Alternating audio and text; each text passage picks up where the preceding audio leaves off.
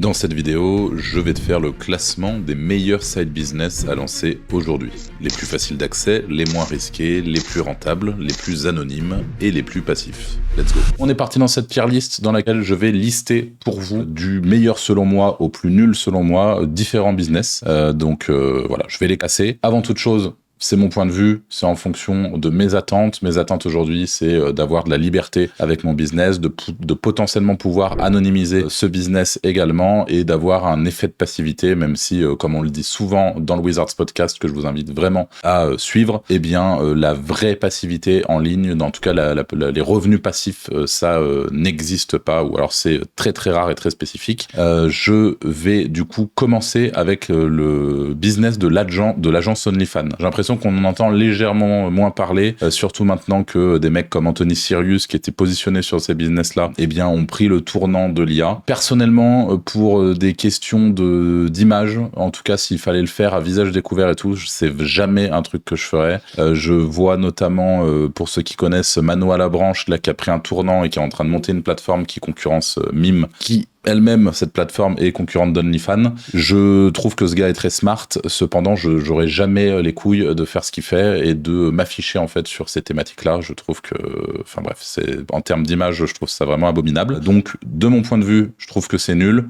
Maintenant qu'on va clarifier, tous les business dont je vais parler aujourd'hui pour moi ont du potentiel et c'est très compliqué de trouver un business qui n'a pas du potentiel. C'est-à-dire que, de mon point de vue, en 2025, on peut vraiment faire de l'argent avec beaucoup de choses. Pour la petite histoire, on a reçu d'ailleurs dans le Wizards Podcast toujours quelqu'un qui avec sa femme ont un business dans le tricot et qui font des centaines, enfin plus de 100 000 euros de chiffres à l'année avec un business de tricot. Donc vraiment vous pouvez faire de l'argent avec beaucoup de business. La question c'est vraiment de pouvoir les classer. Alors UGC, de mon point de vue, je vais le mettre dans éclataxe. UGC, c'est quoi? C'est User Generated Content, c'est le fait de vendre son image pour parler d'un produit et pour faire la pub en fait d'un produit. Il y a des gens qui vont recevoir, je vais vous dire quoi. Je vais vous prendre par exemple un casque. Voilà, on m'a demandé de faire la publicité de ce casque et donc d'un coup je me transforme. Bonjour, et bien voilà, je vais vous parler de ce casque Logitech que j'ai acheté et qui est vraiment super. Les coussins sont super agréables, etc. Et qui en fait vont se filmer pendant 3 minutes comme ça, en train de faire une review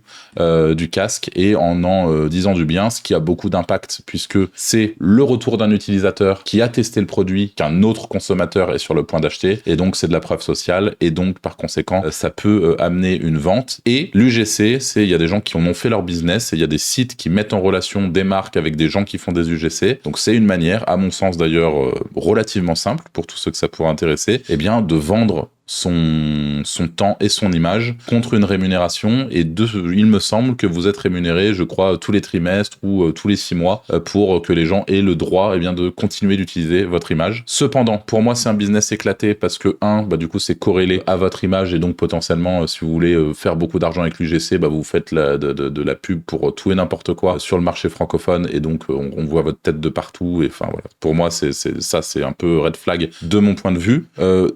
Toujours pareil, il y a un gros truc, c'est que pour moi, les UGC là vont se faire complètement ravager par l'IA. On a déjà des IA UGC qui arrivent et qui sont très performantes. D'ailleurs, pour la petite info, la petite intro que vous avez vue en début de cette vidéo, pour tous ceux qui l'ont pas grillé, c'est de l'IA. Et clairement, je pourrais faire un UGC avec ce clone IA et en utilisant un clone qui n'est absolument pas moi. Donc voilà, pour moi, UGC, c'est pas nécessairement une super idée de business. Ensuite, on a freelance. Alors freelance, ça peut aller clairement dans bien, voire même top.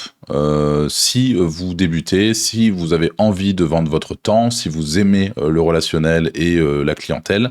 De mon point de vue, c'est clairement un business à potentiel, mais je vais quand même le mettre dans nul, toujours de mon point de vue. Pourquoi ? Parce que freelance, vous dealez avec des clients et qu'aujourd'hui, je veux, si possible, dealer avec aucun client dans les business que je lance. Enfin, c'est légèrement la réalité est quand même légèrement différente parce qu'aujourd'hui j'ai quand même des clients au travers notamment de notre accompagnement, mais c'est très différent. Disons que c'est pas des clients typiquement, je pense à mon métier initial qui est le référencement, donc le SEO.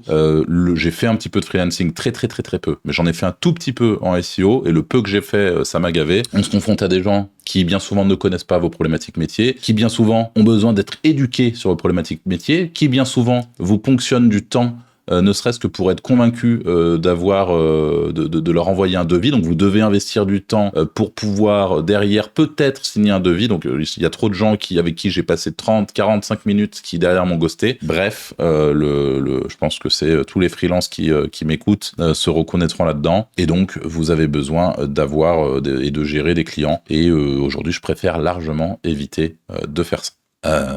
Voilà. Par contre, c'est un très très bon business pour gagner de l'argent relativement facilement et rapidement. Je considère aujourd'hui que si par exemple vous êtes allergique au salariat et que vous avez une compétence, vous pouvez vous former assez rapidement à une compétence et très vite vous démarquer et devenir freelance et vendre votre temps.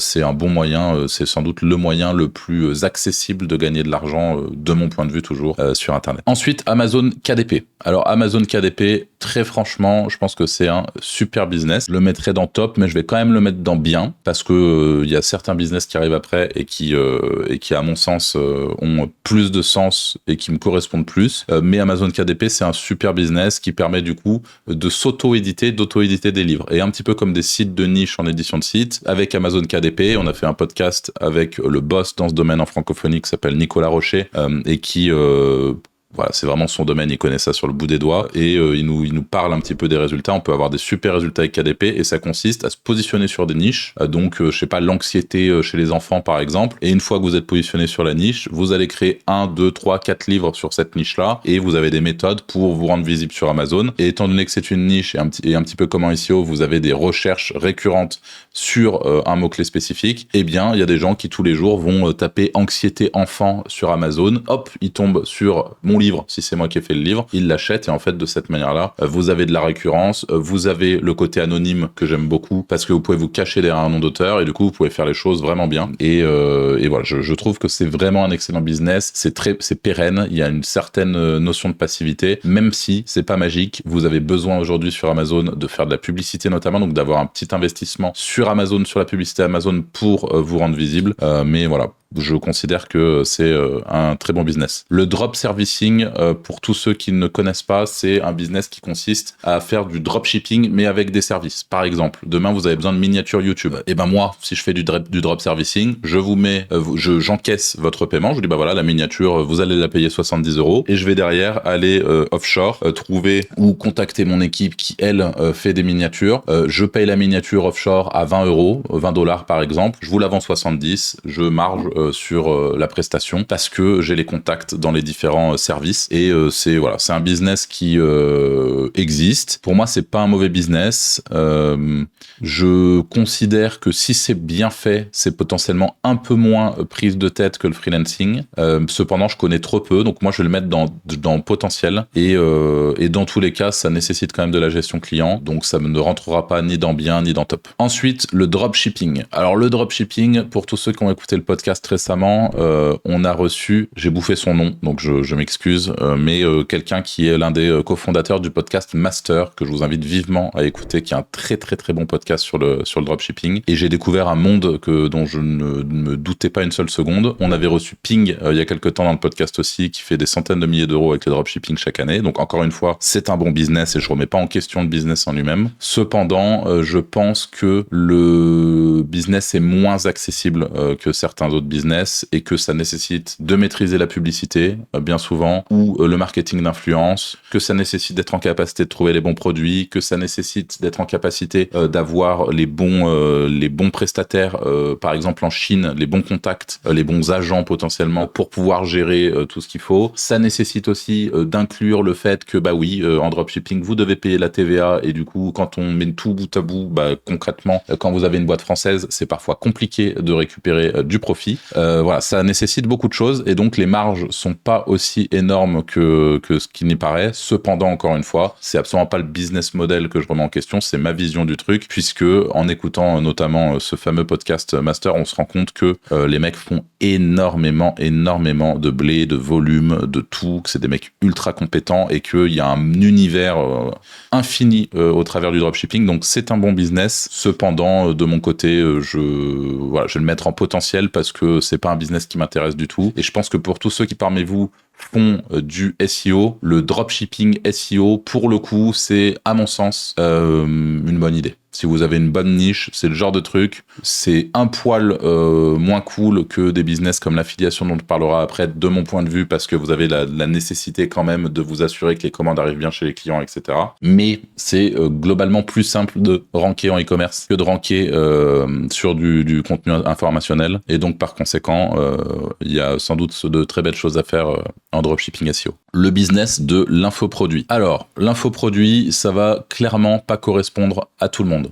Je vais le mettre, moi, de mon point de vue, c'est entre top et bien. Puisqu'aujourd'hui, moi, je suis principalement focus sur l'infoproduit et mes deux associés que vous connaissez très bien, qui sont mes associés sur les Wizards, Franck et Anthony, eux, sont un peu plus focus, voire beaucoup plus focus sur la partie affiliation. Mais moi, c'est plus l'infoproduit. Donc, je le mettrai entre top et bien. C'est pas fait pour tout le monde et c'est beaucoup plus complexe que ce que ça ne peut paraître de l'extérieur. L'infoproduit, c'est quoi? C'est la vente de formation. Et donc, pourquoi? Parce que vendre des petits produits, c'est la course au lancement. Donc, quand vous vendez des petits produits, donc quand j'entends petits produits, on va dire entre 50 et 500 euros. Voilà, pour moi, ça, c'est un petit produit, on va dire. Entre 50 et 500 euros, vous êtes obligé de lancer en permanence. Donc, vous allez faire en sorte de capturer un maximum d'emails. L'email, c'est vraiment votre curseur en mode plus j'ai d'emails, plus je vends potentiellement de formations derrière. Et vos formations, vous ne les vendrez que si vous faites des promos. Voilà. Donc, c'est pas excessivement difficile, mais il faut être en capacité de faire du copywriting, de construire une confiance avec votre audience, que ça soit au travers de vos contenus, mais aussi au travers des différents emails, par exemple, ou de vos biais de communication, si vous faites des stories ou je ne sais quoi, mais vraiment d'inspirer confiance à votre audience de cette manière-là. Et une fois que vous avez inspiré confiance, en capacité de délivrer un bon produit et en capacité de respecter les promesses que vous avez promises aux gens à qui vous avez vendu votre formation. Et en parallèle de ça, on a des programmes un petit peu plus high ticket, donc là avec des prix plus élevés et des méthodes de vente également qui sont plus élevées, un marketing plus élevé et une complexité, on va dire, du produit qui elle aussi est différente puisque vous devez avoir un produit qui est mieux structuré, une offre qui est mieux structurée elle aussi, et vous devez avoir un suivi, un accompagnement, des choses comme des lives, un groupe dans lequel les gens vont pouvoir poser des questions en permanence, etc. Donc tout ça, ça justifie le prix plus élevé de la formation, mais ça entraîne de nombreuses méthodes marketing qui sont compliquées à intégrer, je le sais parce que c'est vraiment mes sujets du moment, et voilà, c'est pas un truc qu'on fait en claquant des doigts, il y a beaucoup de taf derrière, donc c'est à la fois passionnant, intéressant, mais bon, on peut pas se réveiller un matin et dire tiens, je vais faire de la formation. Généralement, faut quand même avoir quelque chose à transmettre avant de le faire, mais ça reste un très bon business quand il est maîtrisé, et ça peut, quand on est très bon, être une excellente façon de gagner sa vie avec une certaine stabilité.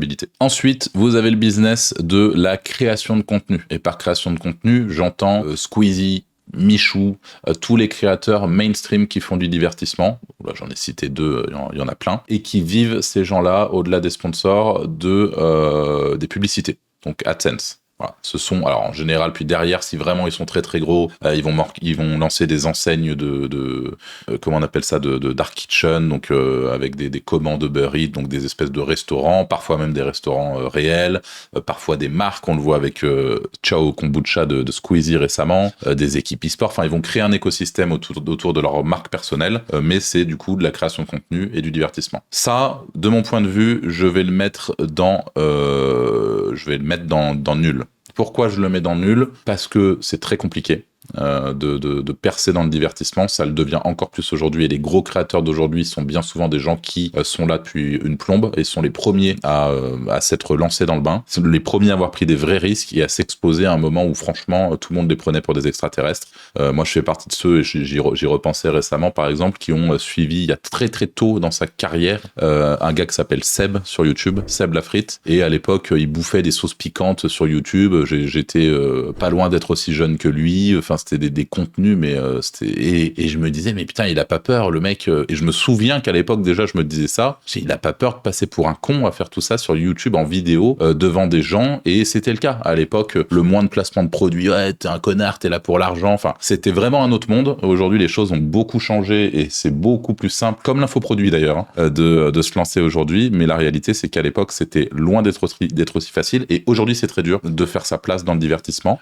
C'est très énergivore aussi aussi. C'est-à-dire que je pense que c'est des gens qui sont obligés de faire du contenu extrêmement qualitatif pour être en capacité de divertir, très produit aussi. Vous pouvez pas arriver aujourd'hui et concurrencer un mec comme Squeezie si vous n'avez pas du contenu extrêmement produit, avec des bonnes caméras, des bons concepts, des acteurs même maintenant. Enfin bref, ça devient extrêmement compliqué de faire sa place. Et voilà, donc je pense que c'est très dur. Deuxième chose, vous bossez avec des partenaires, donc ça veut dire que concrètement vous faites de la publicité NordVPN à visage découvert. Bon, concrètement, on vous envoyait un peu les gens sur. Enfin, mon objectif c'est pas de cracher sur les VPN ou NordVPN, mais quand même le business model d'un VPN, c'est quand même très border, hein, on va le dire comme ça, puisque l'objectif c'est de vous faire croire que vous payez rien, mais en fait ça vous fait payer annuellement, puis ça vous rebill. Enfin, tout est fait pour vous choper sur les upsells, les oublis, les machins, et vous retrouvez à payer un VPN, alors que la réalité c'est que vous prenez un VPN comme Mulvad. Évidemment, personne ne fait de placement de produits et de trucs, mais au moins c'est carré, 5 € par mois et vous avez un bon VPN, no log, etc.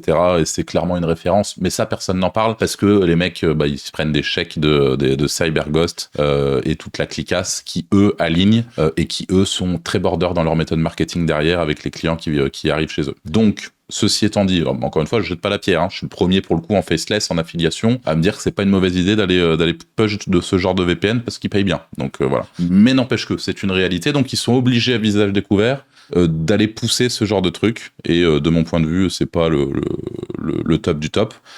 Et quoi d'autre par rapport à ça? Compliqué, et puis la publicité, tant que vous faites pas des volumes de vues astronomiques, c'est quand même pas la meilleure des manières de monétiser une chaîne YouTube à mon sens. Maintenant que tout ceci est dit, on a la vente de liens que je vais mettre dans top pour la simple et bonne raison que pour moi c'est l'un des business les plus accessibles quand on débute aujourd'hui. Alors je dis pas que vous allez pas devoir apprendre certaines choses avant de le faire, mais c'est clairement un des meilleurs business parce que ça va permettre ce business-là à un débutant qui apprend à faire un site, qui fait ses marques, etc., avec l'IA, de créer du contenu, de le poser sur son site, de commencer à comprendre le SEO, de mettre un premier pied dans le SEO et de comprendre un petit peu comment fonctionne tout ça. Et aujourd'hui, créer un site internet avec WordPress et créer du contenu de qualité avec l'IA, je dis pas que c'est inné, mais en tout cas, ça se fait relativement rapidement. Donc, vous avez certaines choses à apprendre, comment identifier des mots-clés, comment aller analyser les concurrents, etc. Mais c'est un très, très bon business pour débuter. Et à quoi ça consiste, la vente de liens, pour ceux qui ne connaissent pas? Et justement, en référencement, vous avez 3 piliers principaux. Le contenu, donc ce que vous allez mettre sur votre site internet. Le deuxième pilier, c'est la technicité. Donc, est-ce que le site, il charge rapidement? Est-ce qu'il est adapté au mobile, aux tablettes, etc.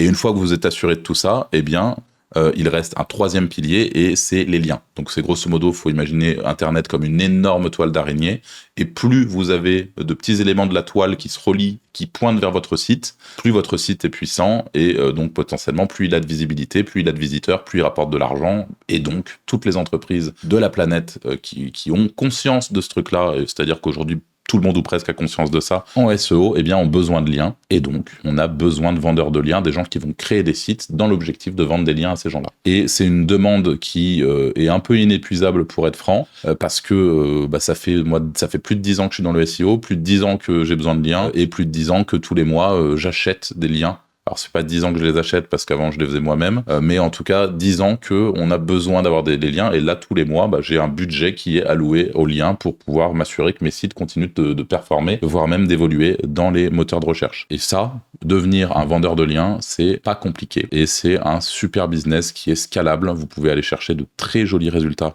avec ça. Donc voilà, j'invite vraiment tout le monde à se renseigner si c'est pas déjà le cas. Et vous avez une formation gratuite en description qu'on a fait avec les Wizards sur la vente de liens qui est très très cool et qui peut potentiellement vous mettre le pied à l'étrier si c'est un business qui peut éventuellement vous plaire. Voilà. Et le dernier business, c'est l'affiliation, qui là encore est un top business. Alors, je ne l'ai pas dit pour la vente de liens, mais c'est le cas aussi. Affiliation et vente de liens, le gros avantage, c'est que vous avez la possibilité de le faire de manière complètement anonyme.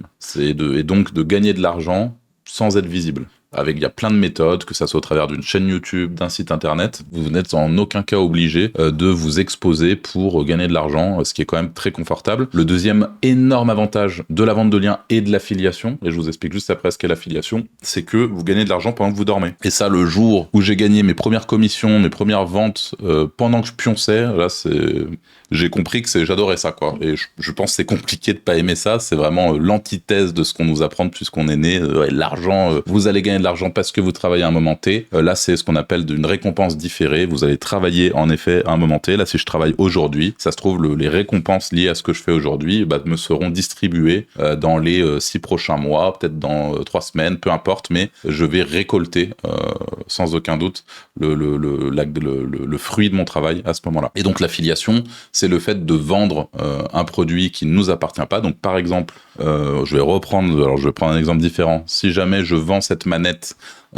sur un site internet ou sur une vidéo YouTube, voilà, aujourd'hui je vais vous faire le test de cette manette Xbox, voilà, que j'ai acheté. Alors déjà l'unboxing, la prise en main est super, le machin. Et donc ça, je peux le faire sans me montrer. Je peux juste montrer mes mains, je peux même changer ma voix, je peux vraiment me camoufler si j'en ai besoin et faire ce qu'on appelle un avis sur un produit tout simplement. Et tous les gens qui se renseignent pour acheter cette manette, du coup, vous leur apportez de la valeur. C'est-à-dire que pour eux, c'est intéressant d'avoir votre avis honnête sur ce que vous pensez d'un produit que vous avez consommé ou pas, parce qu'il y a beaucoup d'affiliés qui donnent des avis sur des produits qu'ils n'ont finalement jamais consommés. C'est un peu le double tranchant du truc. Et donc, par conséquent, en donnant mon point de vue sur cette manette, il y a peut-être des gens qui vont passer par mon lien en description pour finalement acheter cette manette, parce que ok, cool, j'hésitais à l'acheter, mais là, j'hésite plus, elle est chouette. Et donc, je suis commissionné sur chaque vente de manette. Je suis un peu un commercial du web.